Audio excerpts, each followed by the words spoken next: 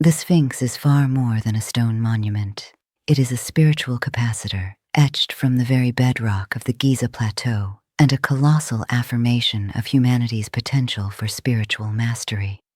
The original face of the Sphinx was that of a woman, representing the divine feminine. While the surface texts of conventional archaeology place its carving around 4,500 years ago during the reign of Pharaoh Khafre, seeing it merely as a guardian of his pyramid and a portrait of royal power, the deep wisdom held within the Akashic records whispers a much older truth.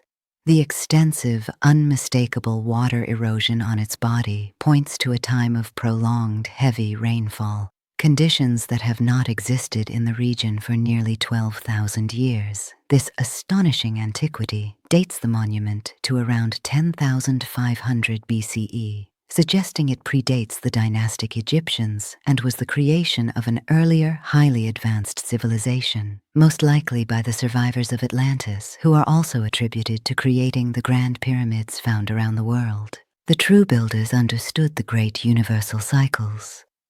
The Sphinx's east-facing gaze is a powerful solar symbol, greeting the rising sun and aligning with the constellation of Leo in that most ancient time, symbolizing the fusion of solar power and earthly strength. Its structure embodies the eternal riddle, the integration of our earthly animalistic strength with our divine intellectual spirit. The lion's body represents courage and the strength of the vital life force, while the human head embodies intellect, wisdom, and the higher conscious mind. The Sphinx is not merely carved upon the rock, but from it, acting as the keystone to a vast, concealed underground network.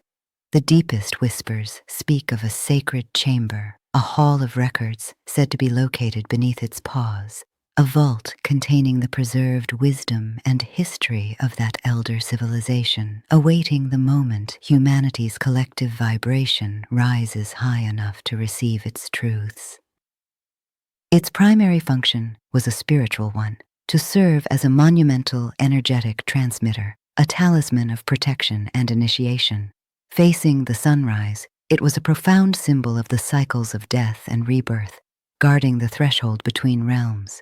It helped anchor a high vibrational energy on the plateau, serving as a beacon of enlightened consciousness to guide the soul's journey through the cosmos, compelling us to understand that the physical world is but a reflection of the unseen spiritual laws.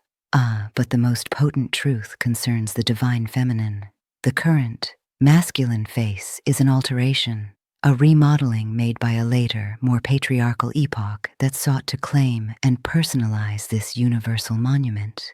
The head, being disproportionately small to the colossal body, is a physical clue of this recarving from a much larger and perhaps more leonine original form. In the elder times of the true builders, before the rise of the pharaohs we know, the divine feminine was held in the highest esteem. It is deeply plausible that the original face embodied this force, the face of a serene, powerful woman, perhaps a great priestess, or the lioness goddess Sekhmet, who represents protection, war, and healing. Furthermore, we must remember the origin of the word Sphinx itself, which comes from the Greek term meaning to squeeze or to bind, often associated with the Greek myth of the Sphinx, a winged monster with the head of a woman who posed riddles. The very concept that passed down to the West carried the indelible mark of the female riddle solver, suggesting an older archetype of feminine wisdom and guardianship. The monument is an earthly representation of divine consciousness, the union of two aspects. The massive lion body is the grounded, powerful, instinctual earth energy, often aligned with the feminine principle, while the human head is the elevated, reasoning, and enlightened consciousness.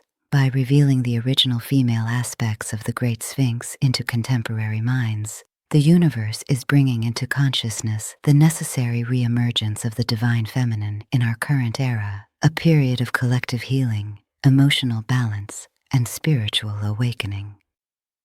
I'm working on creating an interactive website and phone app where seekers like yourself can privately delve deeper. For now, be sure to follow me on YouTube and Instagram, where my name is at Lucy Divine Holistic Health, where I plan to post more videos guiding you to the best version of yourself.